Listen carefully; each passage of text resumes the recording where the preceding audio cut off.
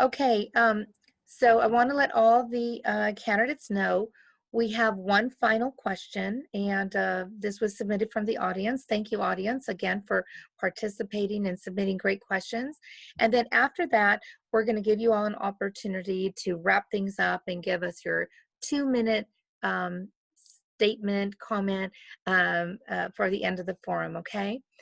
Let me see. Okay, so we're going to start with you, Trista, okay? The question is, what personal qualities and experience will you bring to the school board that will assist in working with your colleagues on the board and representing your constituents? Thank you, Trista. It's a great question, and I appreciate it. Thank you very much for whoever asked it. I think I bring the perspective of a parent to the board. I bring the perspective of an active community member. I have been a very engaged community member. I've started youth programs. I understand kind of what it takes to be able to follow through with ideas. I bring ideas to the board. I'm not afraid to think outside the box. I'm also not afraid to question inequities that I see in order to better our district. I very much respect our current board, and I think I could work with every single member on there. I think we could accomplish some great things. We all want this district to be wonderful. We want it to be the best for our students. We want our teachers to feel heard. We want our communities to feel involved. We all have the same goals, and I think that we can all work together to be able to make this a better district and just keep making it better. There's no end in sight.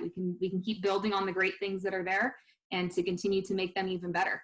I bring that open mind to the board, and I think I can represent Area 3 very well and the whole district as a whole as well. So thank you. Thank you, Trista.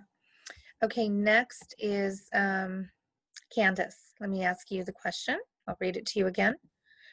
Okay, Kandice, what personal qualities and experiences will you bring to the school board that will assist in working with your colleagues on the board and representing your constituents? Well, with my constituents being Woodland, and not just people who have kids in the school, work for the school, but all of Woodland, because we're all impacted by the schools, I would like my authenticity and my candor to reign supreme, in all honesty. I wish I was polished and came off as 100% articulate all the time, but that's just not me. You know, sometimes I flub up here or there, but I come with heart. You know, what you see is what you get. You know that I'm coming from a position of good intentions, but I'm also coming with a lot of hats. I'm a parent, I'm a special ed teacher, I'm a wife of a teacher. I have a special ed student.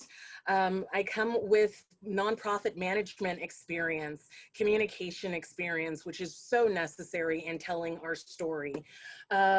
Mental health background, corrections background. I mean, like I said, my career path looked like Lombard Street. I basically want to be with an organization that I can be passionate about, but I also recognize a life cycle. And when I can have utility and value, and knowing when it's time for new people to take over. So I would like to be a part of the change that's happening. But I also don't plan on sitting on the school board for the next 20 years either. I am not using school board as a launching pad, but I am a concerned community member. And with 3 kids, I want to make sure we get the best for them. So that's why one of the taglines that I've been using on my campaign as well as Run with Kandice is we can aim higher. Because I truly believe that we can aim higher and we can achieve what we're aiming for. Thank you, Kandice. Okay, Jake, I will read the question for you. What personal qualities and experiences will you bring to the school board, if reelected, that will assist in working with your colleagues on the board and representing your constituents? Thank you, Jake. Yeah, so I think I bring a unique dimension to the board in terms of being someone who has, more recent lived experience going through our public education system and seeing the issues that I grew up with, that many of which are still prevalent in our district. I have the distinction of being the youngest elected official in Yolo County at the age of 27 years old. And I hope that people can see that just because I'm young doesn't mean I'm not serious about it. It doesn't mean that I don't care. It doesn't mean that I'm in it for a resume item or anything like that. You know, when the opportunity came up to, apply to be appointed to the board, to me, it was really important. And I saw it as an opportunity to give back to the community that helped make me who I am, and to the district and the teachers who helped make me who I am today.